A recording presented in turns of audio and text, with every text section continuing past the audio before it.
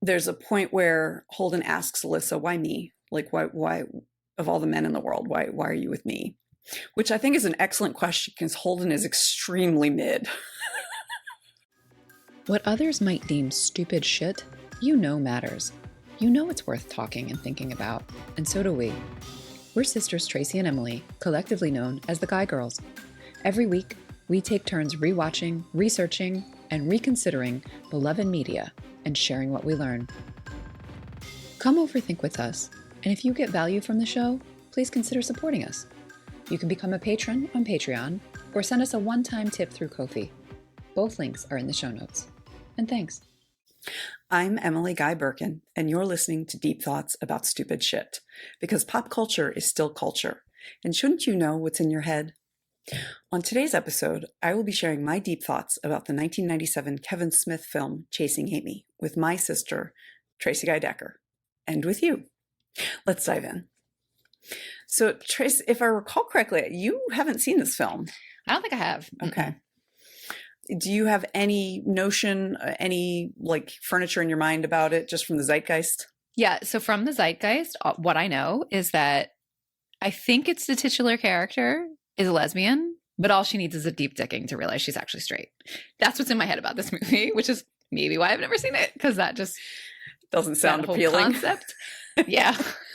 That does not sound appealing. So I don't know if that's true or accurate or fair, but that's what's in my head about it. Mm-hmm, so tell me, why are we talking about it today? So a couple of reasons why we're talking about it. This movie came out when I was 18. It was on regular rotation when I was in college. I actually can remember my college would show movies in the big like amphitheater for where you had the 101 science classes, because we didn't have a theater on campus. And so I remember seeing it there, and that was not the first time I'd seen it. And there was a lot of conversation about it. I can recall absolutely adoring the first like 10 minutes of the movie, which is very funny. And it hits different now compared to 1997 and thereafter. But I have watched those first 10 minutes many times, more often than I've seen the whole movie. It is, I think, the onset of my assertion that Ben Affleck makes me irrationally angry. Because that's funny. He's like William Hurt, your version of Dad's. Yes. Wasn't it William Hurt? It was William Hurt. Yeah. Every time Dad irrationally angry. Yeah. Every time we'd see a movie that had William Hurt in it, Dad would be like, "Oh, that movie. I don't like William Hurt." Like, that would be his response to it. It's like a regular blockbuster conversation that we would have. Yeah. Yes. And that has remained. There has never been a time where he has not made me irrationally angry. Although at some point, I think it became rational. Just to be fair to you. Yeah. So this is before I knew I had good reason for his face to make me want to punch something. Despite that, I kind of liked the movie and felt like at the time it felt very progressive. Although at the time there were still like, is it though? Kind of questions about it.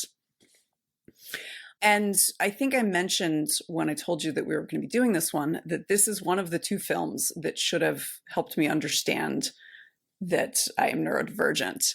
Yeah. Because it surprised the heck out of me when someone self-professed about something over and over and over again acts in contrary to what they are self-professed, and confused the hell out of me. Like I was like, wait, what's happening? I'm not watching the same movie I thought I was.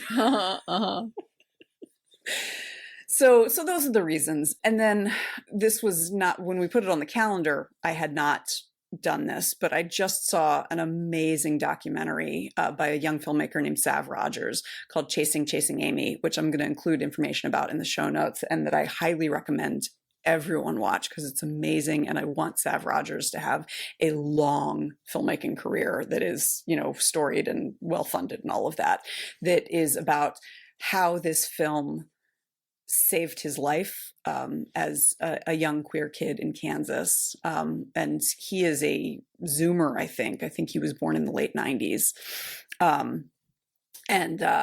So, he happened to discover it when he was about 12 years old.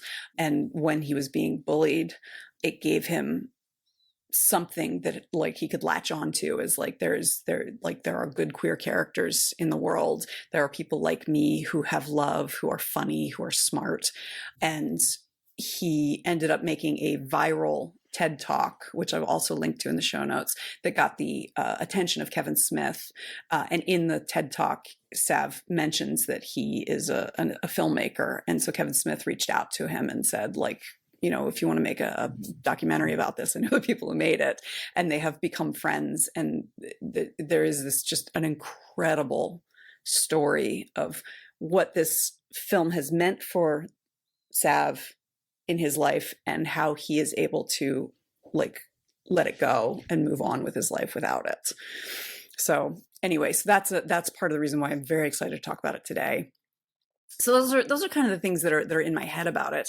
And then there's queer representation as written and directed by a straight white man has a lot of like issues. Like, people call the film problematic, and some of it is like Smith himself will say, like, these are things that were progressive in 1997, and then like you move forward 25 years and now it's like, it's not, almost 30 years, it's not progressive anymore, it's like regressive. So like there's some of it is that, some of that is like, this is what happens when you get a well-meaning straight white guy writing a story that centers a well-meaning straight white guy. Right. But then there are other things that in that documentary I mentioned, there's a woman talking about how this movie accidentally does a really good job of explaining biphobia and bi-erasure. Mm-hmm, mm-hmm. So there's a lot there. And it's also like, it's a little painful to watch now, nearly 30 years on. But there's still a lot to really like about it. But it's a complicated movie to revisit. Cool. Well, I'll look forward to the analysis, but it sounds like you need to set the record straight for what the actual plot is based on my never having seen it. Yes. Kind of. So the movie is about a woman named Alyssa, not Amy.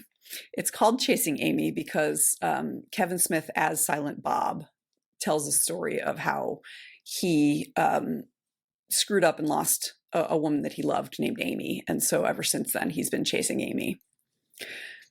That's a very Kevin Smith sort of thing to do. It's like a frame? No, not until like you're like 3/4 of the way through the movie before you see that. Huh. Okay. And it's a very Kevin Smith thing to do. He likes to make things make sense for himself.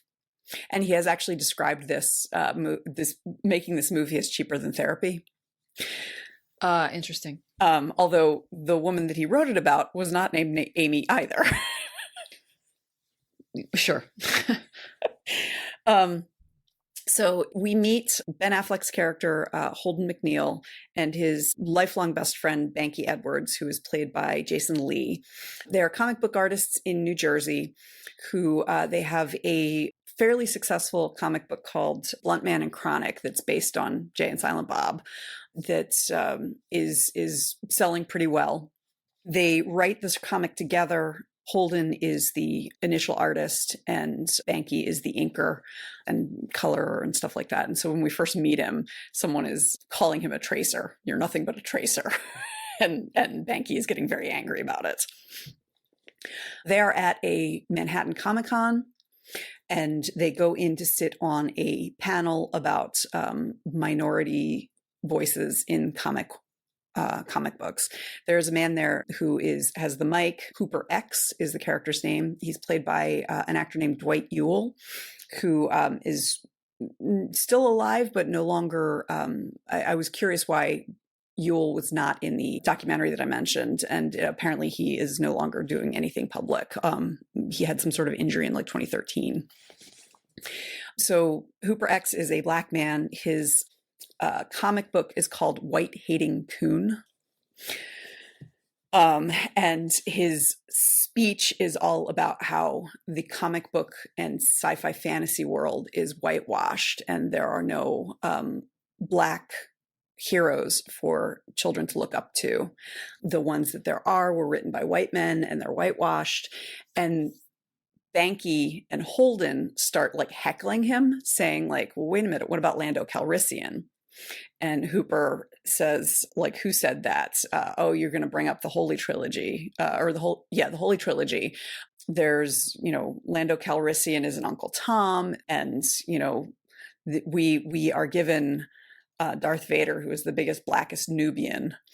And Banky goes, what's a Nubian? And Hooper takes out a gun and starts shoots Banky and shoots out the ceiling.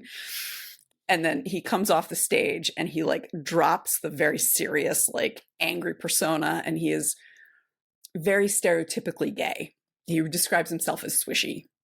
And Holden and Banky are like, how are you allowed to get away with this? Why does your publisher let this? And he's like, no, my publisher insists on this. They get all the permissions ahead of time. This is to sell comic books because they won't buy comic books from a gay black man.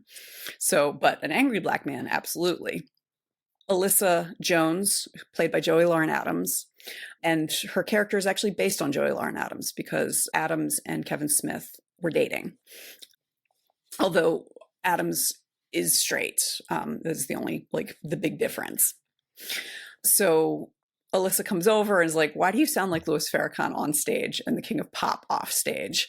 And Hooper introduces everyone. Holden is immediately smitten. And the four of them go out for drinks. There's, some conversation about, like what it's like to be on the minority panel in comic books.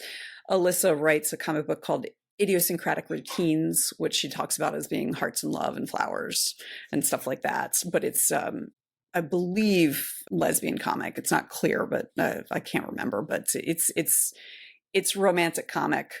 Nobody buys it. So Holden and Alyssa end up flirting that night, and then Holden and Banky go back home. The next day, they're talking about, other stuff. You see them drawing, things like that. They talk, it's made clear that how long their friendship has been going on since like elementary school, like they went to Catholic school together. And Hooper calls and invites Holden to come to a bar where he is going to be tending bar that night because Alyssa's going to be there and ask that she extend the invitation. It's a bar called Meow Mix. They go. Holden's again like flirting with Alyssa. He asks Hooper, he's like, oh, I'm going to go over and dance with her. And Hooper says, wait, there's something you should know. And Holden says, does she have a boyfriend? And he says, no. And he's like, well, then there's nothing to know, and that's the point. So they're flirting for a little bit. The band stops playing and someone gets on and says, yeah, we used to have this bass player before she left to draw some funny books or something. But what you might not know is that she had these delusions of being able to sing. And so we wanted to come up and sing. So Alyssa goes up. She sings a song called Passion, something like that. Holden thinks she's singing to him. But there is a young woman standing very near him. And when the song ends, Alyssa and the young woman come and like are crawling down each other's throats, making out. And Banky, you see like looking around and like the light bulb go off over his head. It's like, oh. Meow Mix. Meow Mix, yeah. So they have a seat. Holden is now no longer having fun and is really miserable. And Banky and Alyssa start talking about, so Alyssa tells Kim, the young woman, like, go dance and I'll work up the desire to fuck you later. And Banky's like, well, you said fuck. What do you mean fuck? Like you're two women, what, with a strap on? And like, there's this kind of cringy conversation that apparently Kevin Smith actually had with a friend of his who's a lesbian. About what the actual sex act is? Yeah. What fucking is if he thinks it's only penetration. Got it. And then they end up sharing war story scars from like permanent injury they have gotten from going down on different women because of different things going wrong. I see. And it's very much like the sharing scars scene from Jaws. Yeah. Okay. So Holden and Banky end up leaving. And several days later, Alyssa shows up at Holden's. It's unclear if their office and apartment, if they live there or not. But anyway, shows up there and says, like, I think I made you uncomfortable the other night. I like you. I like, it's been a long time since I've wanted to be friends with a guy. And, you know, I don't want you to be uncomfortable. So ask. You have any questions? Please ask. And so he's like, all right. And asks like, so are you a virgin? She's like, no, I've had all kinds of sex. She's like, and he's like, but not real sex. And she says, in the interest of continuing to like you, I'm going to pretend you didn't say that. And so like, it's into this, like, so what does sex mean? What is penetration? What are these things that, and they kind of talk about that. And then there's a montage of them spending time together, really enjoying themselves and all of that. Banky, meanwhile, is like furious. Like, he really doesn't like Alyssa. You see her giving him a hard time several times, which is part of it. But he also says to Holden, like, it's my job to have your back. And like, this is not going to end well. And Banky uses really offensive language. He uses the F slur consistently. He uses, like, I feel like dyke is, I feel less weird about using that word, but I still don't feel comfortable using that word. But he uses the D slur for lesbian.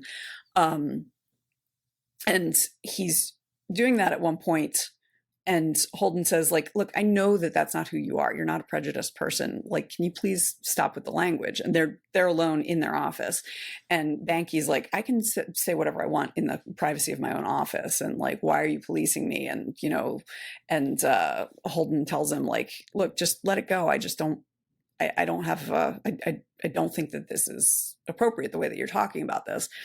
And so Banky ends up drawing this picture of a four-way road with a $100 bill in the middle. And he has a cuddly, man-friendly lipstick lesbian at one part of the intersection.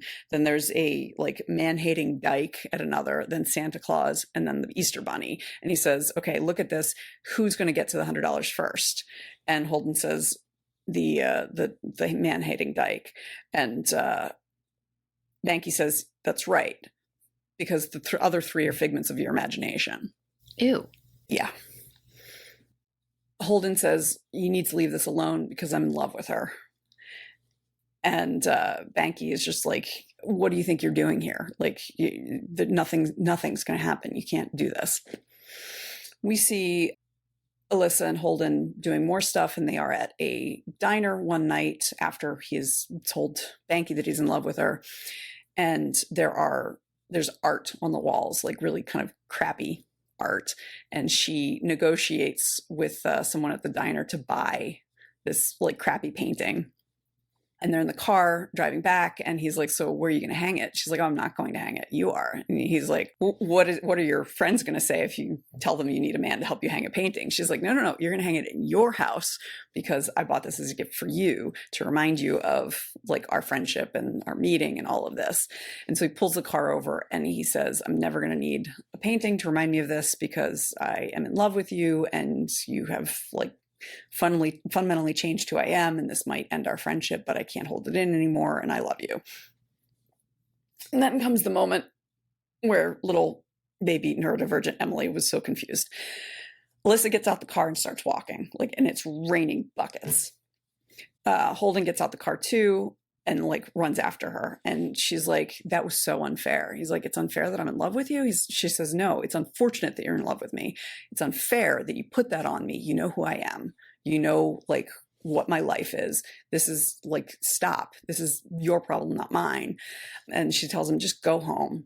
And so he's like moping back to the car, and then she runs after him and jumps on him and kisses him. And I was like, what's happening here? What's happening here? She's gay. She just said that. She just said she's gay. So the next morning, Banky comes in and finds them all curled up together on his sofa, and he drops the like chocolate milk he was carrying, wakes them up, and like leaves. And so Holden comes out and talks to Banky. And Banky says to him, like, this can't end well. And Holden's like, you don't know that. And Banky says, you're too conservative. Like, she has done things that we've only ever read about. And so you're not going to be able to handle it. And Holden says, like, well, at least we've read about it. And he's like, there's no we on this. This is on you. There's a point where Holden asks Alyssa, why me? Like, why of all the men in the world, why are you with me? Which I think is an excellent question because Holden is extremely mid.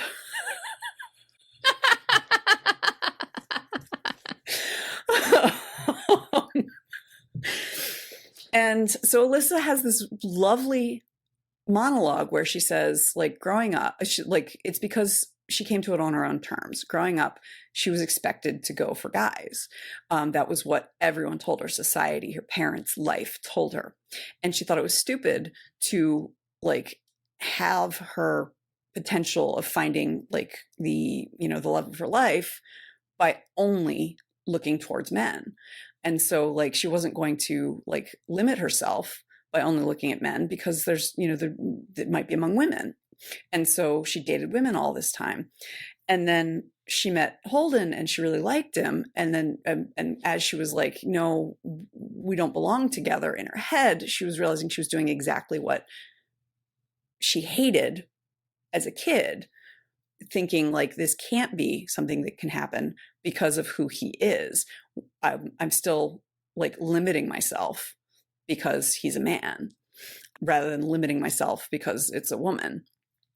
So I'm really paraphrasing it badly. It's a very well done monologue where she's basically making it clear that I'm with you because I fell in love with you, and you are the person who feels like a good fit with me. Like we feel like we complement each other. And the fact that you have a penis has nothing to do with it one way or another. So in other words, it's like a really good explanation of pansexuality. Okay. So we also see Alyssa meeting with her friends, and they're like, we haven't seen you in a while. She's like, oh, I'm so in love. And they're like, oh, really? Who is she? And she's kind of doing the pronoun game. She's like, oh, we have so much fun. They're from New Jersey. And the friends are like, why are you playing the pronoun game? What is the name of this person? And she says, Holden. And her friends are all like disappointed, and like one like pours a glass of wine and says, well, here's to you both. Another one bites the dust. So like and that's, I think, part of what in the documentary I mentioned, they were talking about the biphobia and bi-erasure. Yeah. What? Yeah. What? In 1997, I kind of like, I think it's different in 1997 than it would be in 2025. Maybe a little bit, but well, I guess we'll get into the analysis, but just in the moment, what bothers me is Kevin Smith's sense that the friendship between these women is so fucking superficial. So now, to be fair to Kevin Smith, he became friends with a filmmaker named Guinevere Turner, who made a film called Go Fish. She is a lesbian. The film is like very overtly about being a lesbian in America in the early 90s. And they were both at Sundance or one of those, like in 1993, 94 with Clerks. And so there was a lot of buzz about Go Fish. Nobody had heard of Clerks. And so they kind of like got to know each other and became friends then, and have been like friends since. Like they are long time, like lifelong friends. And she has a small part in the movie. And she also helped him with some of the like the writing about being a lesbian. So that wasn't just coming from him. That was not just coming from him. All right. Carry on. Sorry to interrupt. That's okay. Banky then tells Holden that he ran into someone who went to high school with Alyssa. So they grew up to a town away from each other. And so it was someone who they went to high school with for like the first 2 or 3 years. And then he transferred to the high school that Alyssa went to, and finds out that Alyssa had the nickname Finger Cuffs because there was a time when she went down on one guy while being fucked by another. So like Chinese finger cuffs. And so Holden's like, I don't believe it. Stop, like leave this alone. Let it be. And he ends up going to talk to Hooper about it. And Hooper is like the voice of reason and the moral compass of the film, because Hooper is saying, says to him, like, so what if it's true? And he's like, I don't know why it bothers me. Like, it shouldn't bother me. Like, I know she's had sex with all these women and that doesn't bother me. But for some reason, this is bothering me. And they talk also about Banky, and Hooper says Banky loves you in ways that he has not dealt with yet. And Hooper suggests to Holden, like, if you want to know, ask her. Just ask her right out. And instead of doing that, Holden, like, passive aggressively slut shames her in public, where he starts with, like, hey, I saw your yearbook and your nickname was Finger Cuffs. What was that about? And she's like, been years, I don't remember. And then he says, well, hey, do you know a guy named Rick Darris, who was one of the two guys that she had this threesome with? She's like, yeah, we used to hang out in high school. And then she starts telling the story, like, laughing because she knows where he's going. And then finally, like, she yells at him, like, yeah, I sucked him off while Coey London fucked me. Is that what you wanted to hear? And they're in public. They're at a ice hockey game. And the, like, guy next to Holden says, like, yeah, man, I knew where you were going with this and I don't even know you. And she runs out. He follows. And he's like, how could you do something like that? And she's like, that happened before I met you. And I was an experimental girl. Like, what is your problem? And she says, look, I allowed you to believe that I had never been with a guy before. And that's on me. I should not have allowed you to believe that. But I knew that it made you feel special in a way that my telling you that you're special wasn't going to work, wasn't going to do. But that's on me. The rest of that, no, I'm not going to apologize for the choices I've made because they led me here. This is who I am. This is what I've done. And, like, I have nothing to apologize for. So, like, she storms off, he storms off. He ends up meeting with Jay and Silent Bob. That's when Silent Bob tells that story about, like, it was a similar sort of thing. Amy had a threesome with a previous boyfriend, and Bob couldn't handle it. Like, he felt inadequate because, like, he couldn't compete with that. And so instead of dealing with his inadequacy, he slut shamed her and, like, got angry. And it wasn't until after she left that he realized, like, no, this is about my own insecurity. But by then it was too late. She had moved on. And, for the rest of his life, he'll be chasing Amy.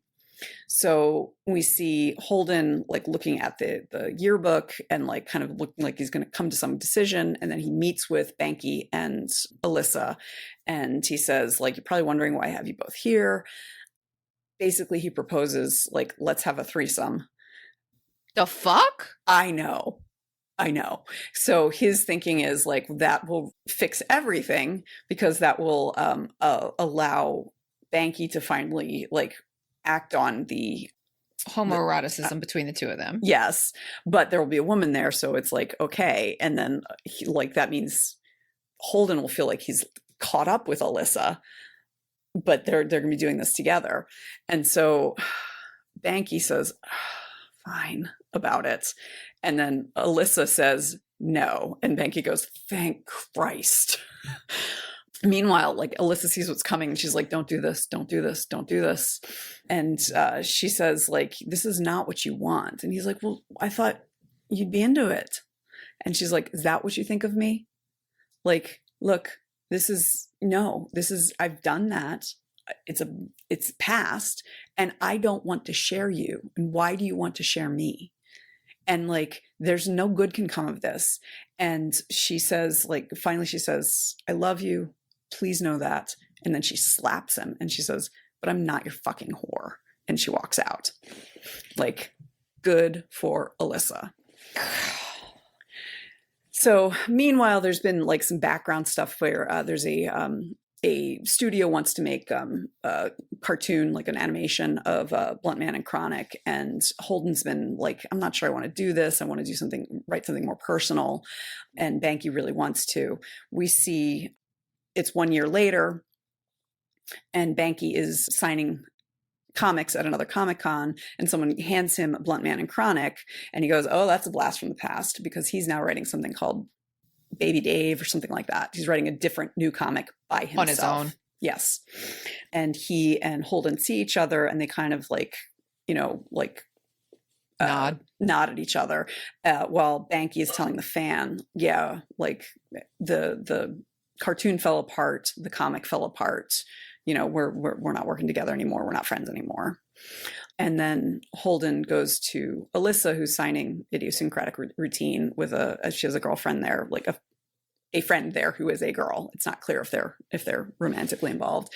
And he hands her his new comic called Chasing Amy, and it's about how he screwed everything up and how he's learned from it.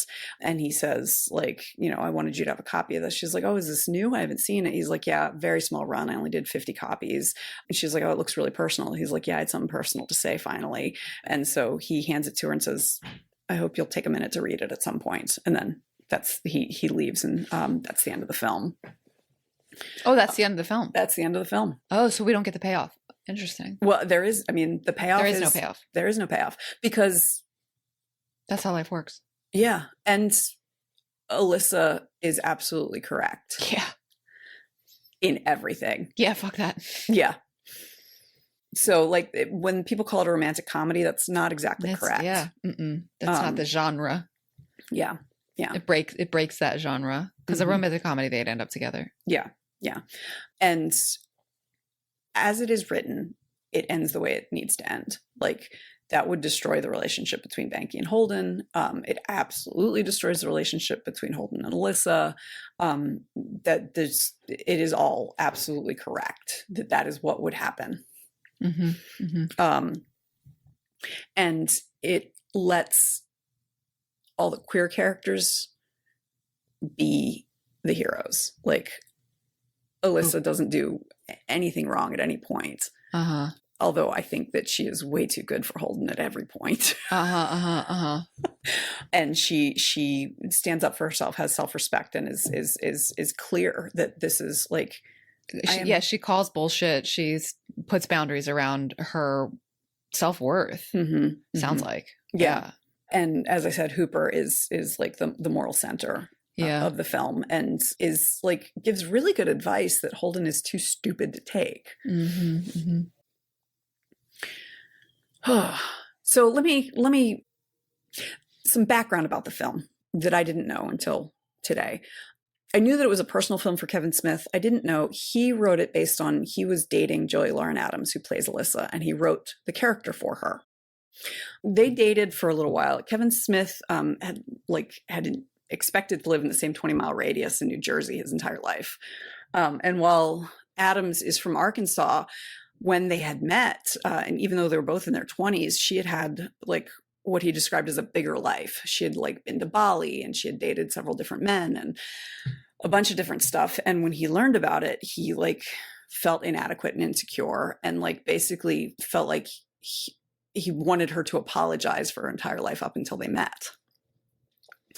And he describes it as like he thought of himself as this like progressive 90s guy, but as soon as it like hit his own insecurities, he couldn't be.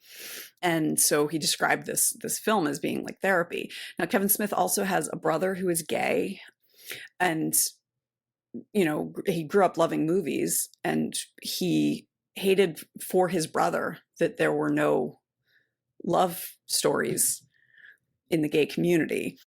And so like he wanted to write something for his brother. And then Guinevere Turner ended up having this very like romantic friendship with a friend of Kevin's, a man named Scott Mosier, who was like a producer for all of Kevin's early works. They met at that, you know, early Sundance, and they just like really connected. And so that relationship that was like very weirdly romantic but completely asexual was also something that he found interesting. So those are the things that kind of work together to write this film. And so the Ben Affleck character Holden is a self-insert, and Kevin Smith says the only thing that's, you know, not like me at all is that I cast Ben Affleck, which was wish fulfillment. I was like, yeah, but Kevin, I don't want to punch you in the face every time I see you. So I think that like there is an honesty to this film that I think is admirable. This is about a straight white man's growth. which is exactly what Kevin Smith went through. Yeah, I hear that. And it's unfortunate that that's the only queer representation we got. Well, right. So we have Hooper, Mm-hmm. but we don't see any love interest for Hooper. No. And we have Alyssa, who is in this like complicated space where she like falls in love with a mid dude because he's the author self-insert. And then Banky, who has a lot of internalized homophobia. So that was another aspect of it. I always took Hooper saying Banky loves you in ways that he hasn't dealt with yet to mean that Banky didn't know what to do with like the amount of affection he had for his best friend. I did not take it to mean that Banky was closeted. You didn't? I did not. Now again, neurodivergent. And Kevin Smith keeps everything within the same universe. And so he has, I've read about this because I haven't seen it. I don't know where it is, but somewhere further along the line in another movie, you see Banky and Hooper are dating. Oh, interesting. Okay. But to me, it was just like, what? And part of it is like, you see the way that Banky talks about women, talks about pornography, talks about sex, like but that jibes for someone who is closeted and has a lot of internalized. So let me talk about my neurodivergence.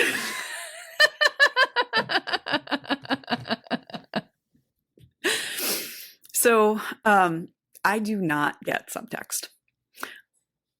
I don't think I am neurodivergent, but it takes me a little while to get subtext sometimes. So, and I especially don't get queer subtext in part because I did not have any reason to learn what the markers were. With this film, Alyssa throughout says, "I'm gay, I'm gay, I'm gay." And so when she kisses Holden after like screaming at him for like, "Why are you putting me in this position?" I was confused as hell. Like literally, I was just like, what is happening here? What is going on in this movie? Now that gets to one of the things I like very much about myself, which is that I take people at their word unless and until I have a reason not to. Totally. Mm-hmm. And I mind my own business like a motherfucker. I love that about myself. Yeah. So, someone says they're gay, I believe them. Okay. Right. Someone says they're not, I believe them. Because it's none of my business. They know themselves. I mean, and also theoretically, they know themselves better than you do. Yes. Right? Yes, exactly. So, and the same thing for me happened with the whole like Banky and Holden thing, because I didn't recognize any of the subtextual markers. Mm-hmm. I'm curious in rewatch now with this in mind, are the subtext markers there for Alyssa? That she's bi or pan or whatever before she like kisses him? That is a good question. Because like the way you talked, like he talks about women, like he degrades women, he talks about pornography, like it's like he doth protest too much. Yeah. Which doesn't feel quite the same as I'm gay, I'm gay, I'm gay. Yeah. Now I will say like the only aspect of it is that she seems drawn to Holden, which doesn't necessarily mean anything, because you can have like romantic friendships like the one that this story is based on. But no, there's not really any subtext prior to that. And so that's part of the reason why people say like, why you had the idea of like, you just need some deep dick in. Yeah, it feels like mediocre straight dude wish fulfillment. In some ways, yes. However, and as like in that documentary I mentioned, there is a really excellent case for this film accidentally being about bi-erasure and biphobia, in that and the documentary showed a couple of different clips from things from the same era, the like late 90s, talking about how like bisexuality doesn't exist. You know, it's like you got to pick a side, pick a lane, and that, you know, the reaction of her friends, like, oh, you're betraying, you're switching sides. Yeah, totally. So that is not, I think, what necessarily Kevin Smith set out to do. Sure. But it is a very good distillation of how that happens, how like you feel like you have to pick a side. Well, it's another one of those cases where it's a little bit of a time capsule. Mm-hmm. Unfortunately, it hasn't, I don't think it's changed all that much. No. But he was reflecting something that was genuinely in the culture, whether or not he was intending to sort of talk about that. Yes. Yeah, that makes a lot of sense to me. And also, I guess, thinking about subtext and whatever, if we read this character, it sounds like accurately as bisexual or pansexual, or, you know, but in this world with biphobia, then her insistence that she's gay also makes a certain amount of sense. Mm-hmm. You know, she's actively having sex with women, and mm-hmm. so she's gay mm-hmm. because she has to pick a side, and that's mm-hmm. the side she's playing for right now. Yeah. And so I will give Kevin Smith credit. He wrote Alyssa as an amazing character. Yeah, it does like, sound that way. She's great and always has been. Like I've always from the very beginning liked that character and liked Joey Lauren Adams' portrayal of her, with the exception of like, why are you with this guy? Yeah. Totally. But okay, you know, whatever. And even at my most open to like accepting, you know, straight white cis man as the hero, I just do not have any patience for Holden at any point during the film. It's from his point of view, but he is not the hero. And this is why I'm like, Alyssa, you're too good for this. His pouting after realizing that she's gay, that first night when she's kissing the other woman. Right. And then he's not having fun and he needs to leave. Yeah. It's not a good look. I mean, yeah. it's icky. And her saying like, she's doing so much emotional labor. Like, I think I made you uncomfortable. I made you uncomfortable. Right. Yeah. Like it's somehow her fault. Yeah. Or something that she needs to, and she's doing it to correct. She needs to correct. And she's doing it because she likes him, because she thinks, she's like, it's been a long time since I've liked the guy and I want to hang out with you. You seem, but like, why? There's nothing that interesting about this guy, you know? So like, the other thing Kevin Smith does well is he writes really good banter, and their banter is crackling. It's very, very funny. So like, as an 18-year-old watching it, I was like, okay, you want more of that banter. But now I'm like, you can get that anywhere, I'm sure.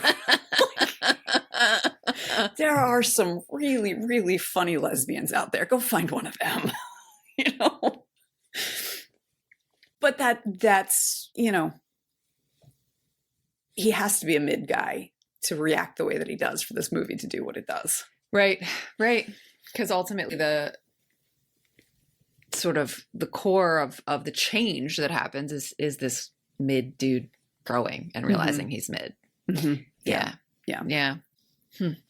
So quickly, I want to ask if it passes Bechdel, because I heard the lesbians talk to one another, but it sounded like they were talking about Holden.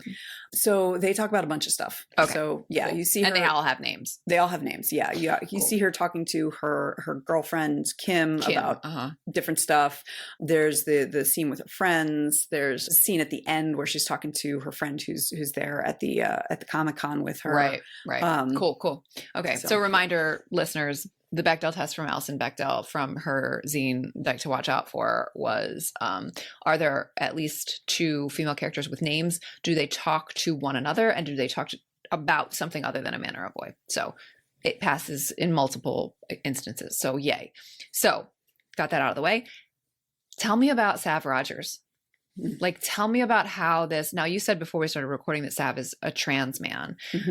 I really want to hear more about how this film saved his life. Like, yes. I don't hear it. So tell me, how did that work? So when Sav was in middle school and was still Savannah, other people had sussed out his queerness when he was not necessarily aware of it and started to bully him. In the TED Talk, he talks about when he was 12 years old, he really liked Ben Affleck. And so like he liked him in Daredevil. And so was looking for other Ben Affleck films and found Chasing Amy. And this would have been in like, it sounds like 2008 or 2009. And so at that point, Chasing Amy. So the movie's already 20 years old. Oh, 10. 10 years old. 10 Yeah, movie's already 10 years old. And like not in the zeitgeist anymore. You know, it was big when it came out. But just not, it's not something that, you know, generally a Kansas preteen would find. So he found it and he ended up watching it over and over and over again, watching it, he said, daily for 30 days, at least once a day. For a month. But also like just over and over and over again watching it. And he talks about how it made him want to be a filmmaker and it gave him kind of a place to go to kind of escape the bullying. So like watching the film gave him something to hope for and something to live for, that there was a potential future for him that wasn't just pain and people making decisions about him, about his sexuality. And was that about because there were lesbian?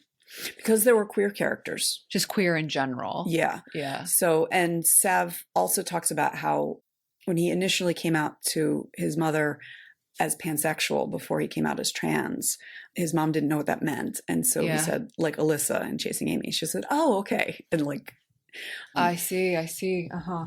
And so it kind of gave him a framework for who he could be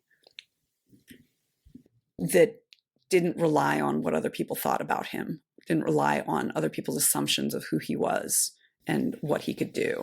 Yeah. And Alyssa as sort of a role model who's like rejects, well, I mean, the monologue that you were telling me about where she sort of rejects rejects limits that either that other people put on her or that she has sort of decided to adopt on her own, rejecting them both. I can see where that could be an important role model for a bullied queer kid who's coming to terms with his own queerness. Yeah.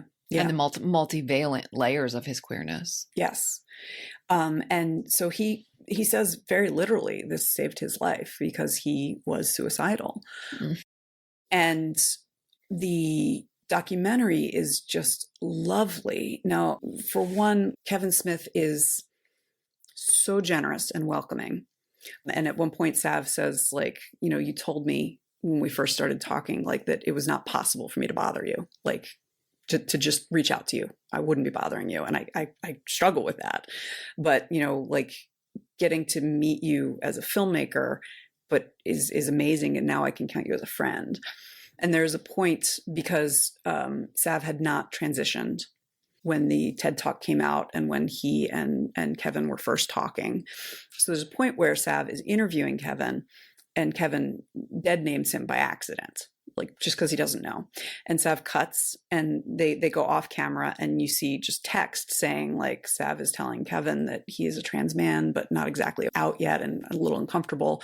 And apparently Kevin said to him, like, I'm sorry you feel uncomfortable. Like, I want you to feel like you can be your full self and screw people who have any problem with that. And it's just very much like, be yourself. Like, I'm here for you. I appreciate you. And Kevin also like gets choked up at one point saying like, you gave me my movie back because it has been, people really have a problem with it for good reason. But knowing that something that Kevin Smith made saved the life of this young child who grew up to become a filmmaker is like the most wonderful thing. And he's like you gave more to me than I ever gave to you. So that's really sweet. I'm getting choked up. It's lovely. And then there's an interview with Joey Lauren Adams, which is a lot tougher. So Sav interviews Adams, and she says, like, why do you want to talk to me? And Sav says, well, like, I want to get to know you. And she's like, but there are cameras here. Like, you could have come to a con and talked to me then. You're doing this on camera. And so she's like, I want you to ask me questions no one asks me about Chasing Amy. And so basically, Adams talks about how she has no regrets about making this film, and she's very glad to have been part of it and that it has had such meaning to Sav. But it was an awful experience for her because it was based on her. It was based on 2 years of feeling bad about herself because of how Kevin was so insecure.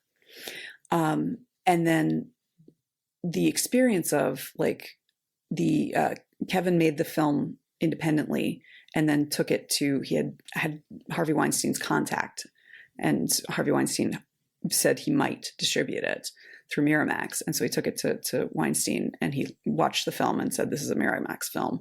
And Kevin Smith says, like, I can't feel sentimental about that because now we know what we know about Harvey Weinstein. While I was there at Sundance is when he was raping Rose McGowan.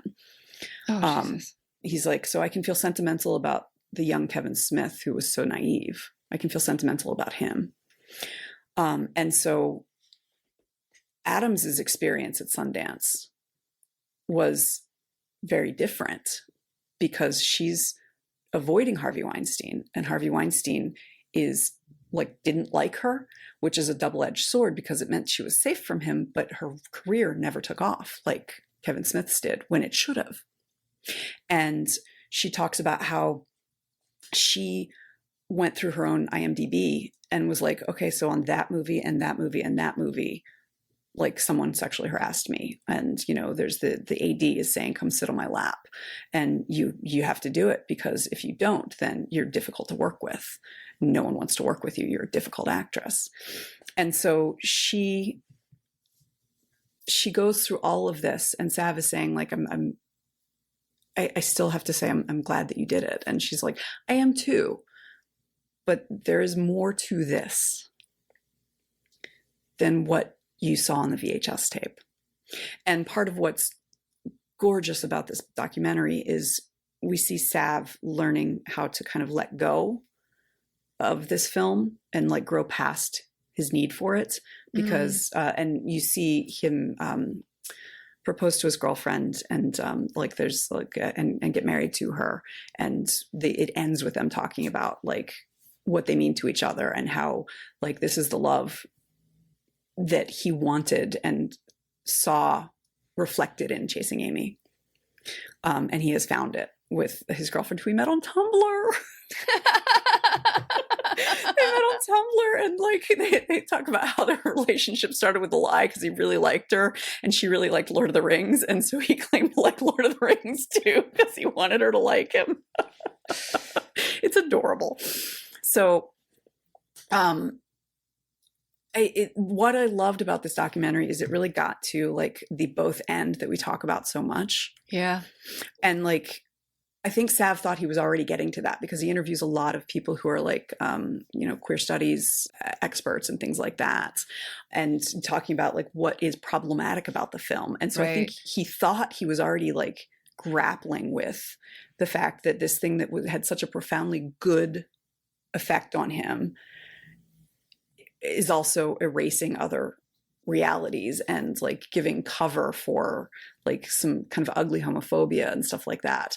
And so you can see he's like gobsmacked when Adams is telling him all this. And he said, I had to grow up over the course of an hour talking to her. And like, God bless Joey Lauren Adams for being like so open about it. She ends it with saying like, I didn't think I could go through another bullshit Chasing Amy interview. I wanted you to ask me questions no one asks me. And in particular, because Kevin Smith talks about this as like this experience, like he was totally in love with Adams, and like this experience of like writing the film based on like his own insecurities, like they broke up after the film was made, and like he feels like he sacrificed this relationship to have his career and to grow as a human being and all of that, and he wouldn't have chosen that if he'd known that's what would have happened. And Adams is like, that's not how it felt for me. You know, for him it's this kind of cute story of how he grew, and for me it's a lot more painful and a lot uglier. And that's like, they are still friends. Like, she is still, happy to work with him and be interviewed with him and stuff like that. But part of what makes this documentary so powerful is it shows like the multiple realities that can exist within one thing. It's really interesting too, and a lot of the things that we have talked about on Deep Thoughts about the ways in which like emotional labor becomes invisible to the people for whom it is being done. Like, I think that this is like another data point in that truth that we have named here on Deep Thoughts, where Smith isn't fully aware, hasn't fully metabolized the work, the labor that Adams did for him, and the suffering that she therefore experienced because of the labor that she was needing to do for him and not having it done, not having it reciprocated. And so I think it's a really fascinating sort of echo from like what the story that you're telling me about Chasing Amy. It's a really fascinating, it like rhymes, right? Like the meta and the micro and the macro kind of rhyme in what happened between Alyssa and Holden and what happened between Adams and Smith, which makes sense since they were self-insert or inserts of the actors. The characters were actor inserts. And also, like, I don't know, there's something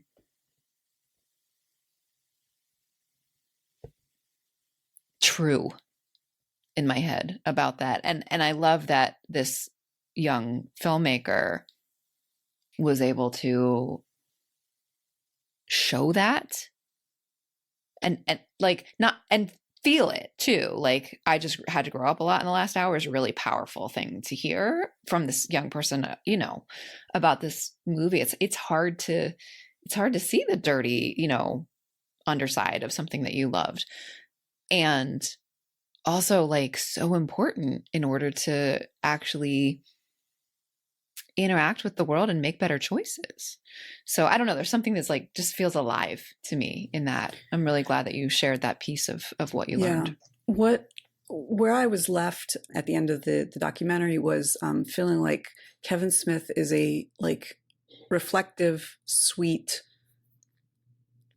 like well-meaning and a little oblivious. Totally. I mean, that's how privilege works. Yeah. And like, he's really trying, but even like Joy Lauren Adams didn't say all of that in front of Smith. Right. Now, so presumably he's seen it now. Yes. And I suspect that like this will become, because he's someone who does grow and change. Like, it's very clear that he has spent time thinking about these things and trying to be a better person. And like, my spouse was in the room while I was watching, like he wasn't specifically watching with me, but, and like afterwards we were talking a little bit about the documentary, and I was saying like, I really want, like, I would love to sit down and have a drink with Kevin Smith. He seems like he would be a great person to sit down and talk to, but I really want to talk to Joy Lauren Adams because fewer people want to do that. And like, I kind of want to take on some of the stories that she has had to carry. Yeah. And it's just, she is carrying a lot of pain. Yeah. That people don't care about. And that gets into the part of like the criticism of the film as well, which is like, it's a straight white man's way into understanding the queer community because it's from the point of view of Holden. And like, there's something very good and honest about it for that reason, because it's about how Kevin Smith went through that experience in terms of seeing, women fully as people, and also in seeing like the queer community and like recognizing his own biases and prejudices and things like that and homophobia. And if we had real queer representation, that would be no problem whatsoever. Like, right. This story is one story that's, deserves to be told because it can help people, and it is honest and truthful and real. And like stories of growth are always, I think, useful. The problem is we don't have queer representation. So all we get is like how it affects a white guy. Well, especially in 97. Yeah. Especially I feel like we do have a lot more now than we did then. Like these, however many years, 30 years later. But in 97, we didn't at all. Yeah. All right. Well, we've been talking for a minute. Any other like core like insights or analysis that you want to share before I try and synthesize? So the one thing I want to make sure that we hold up also is something that Smith also got right, is there is a point where Hooper is not exactly complaining, but talking about how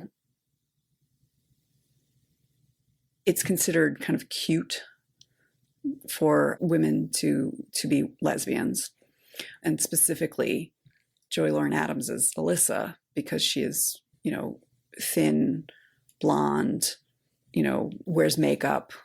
And he talks about like, I'm the marginalized of the marginalized in the marginalized, because he's a Black gay man. And so there is something very interesting there, particularly in the late 90s, when the idea of women having sex with other women was very much fetishized.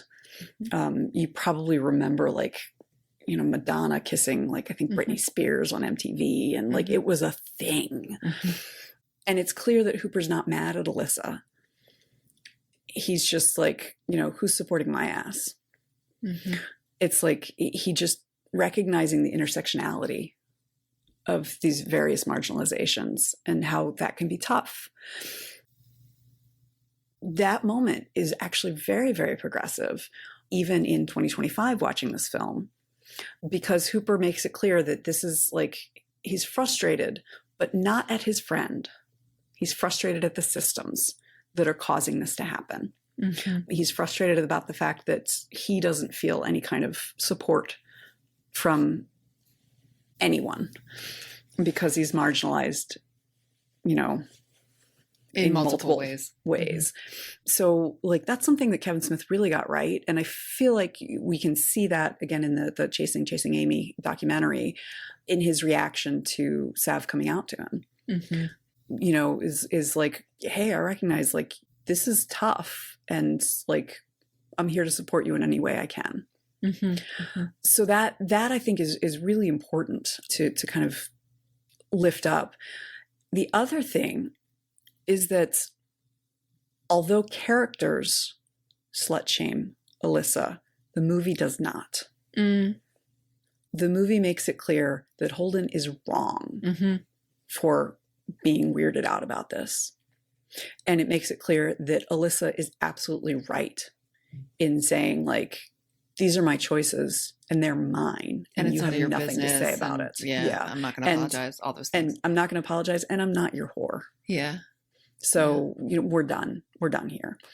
That is something else that I think is, for 1997, really progressive, because even in 2025, I'm not sure that a film would be able to have that be a part of a character's past without the film in some way shaming her for it. Yeah.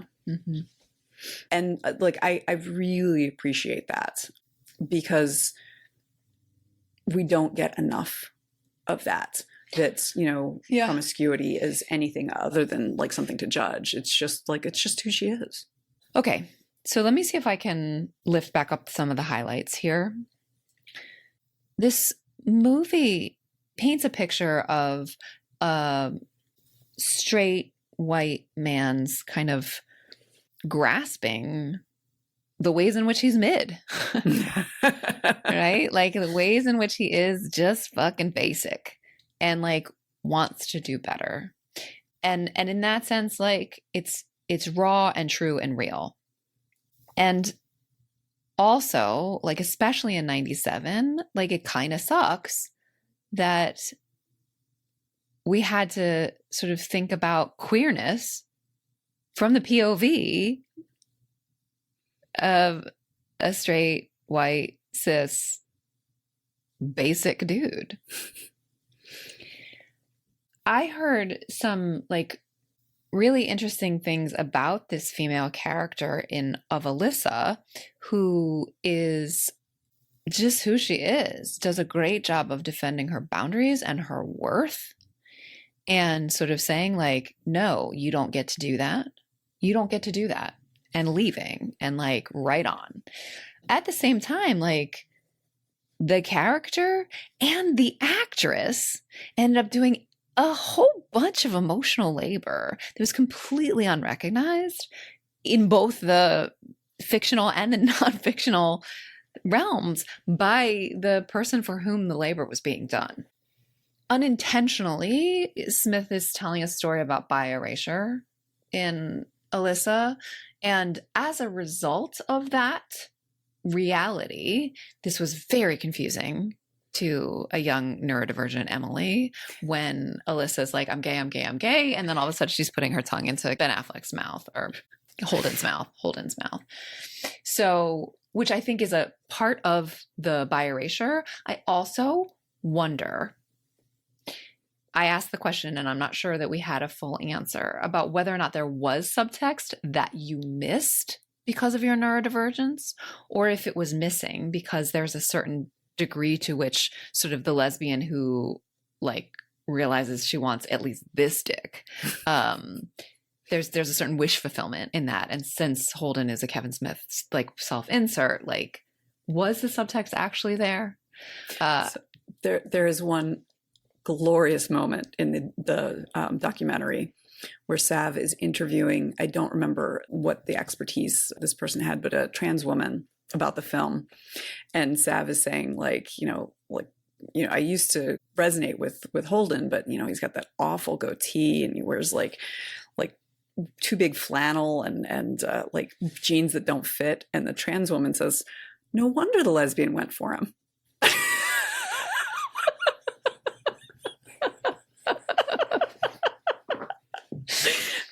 And Sav says, well, that's going in the documentary.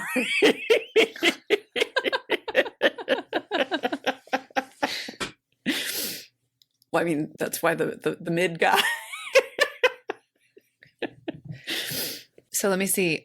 I think at the end, we spent some time talking about the fact that though characters attempt to slut shame Alyssa for some of her past sexual exploits, the film never does, which we really appreciate. It does pass Bechdel, so yay.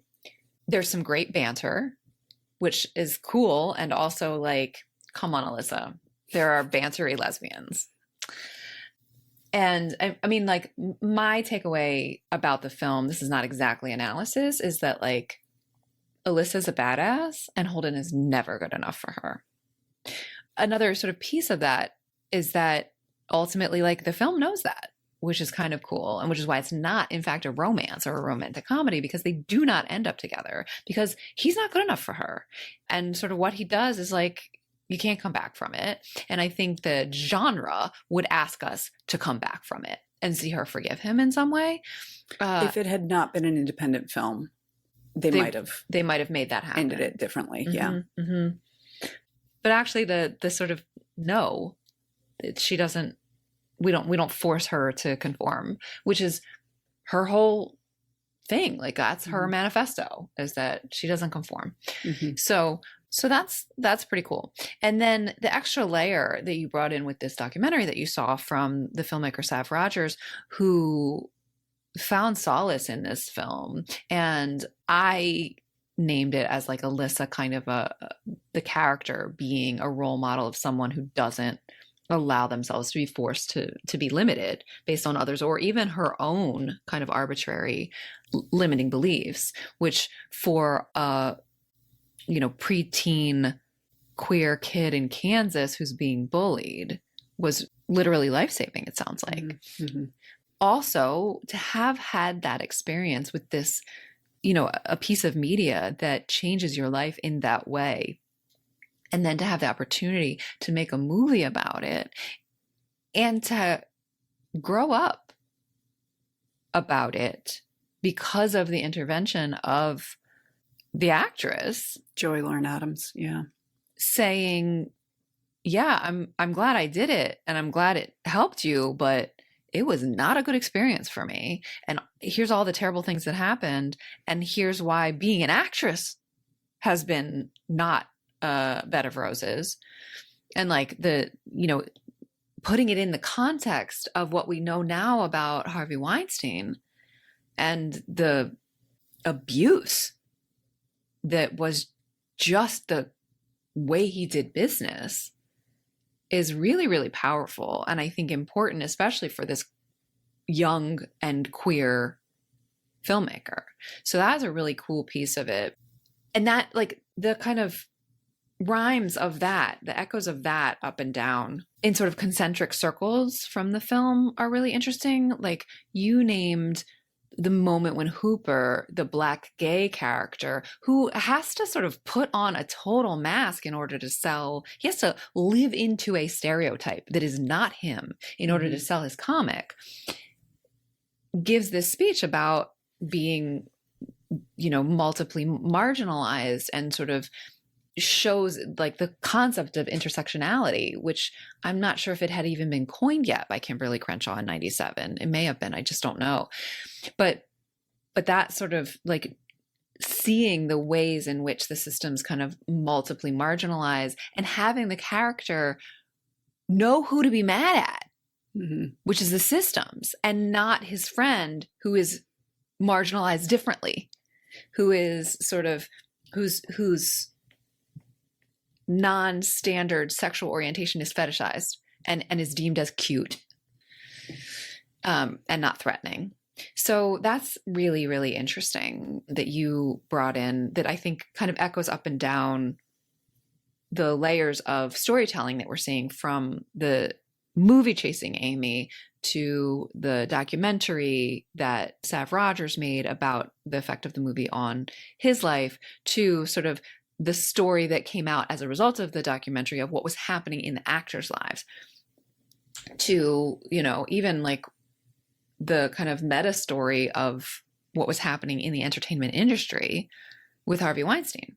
So that was a really kind of cool, like, layered effect of that reality that was really interesting. We talked about more. Is there, what did I not say that you want to make sure we kind of reiterate?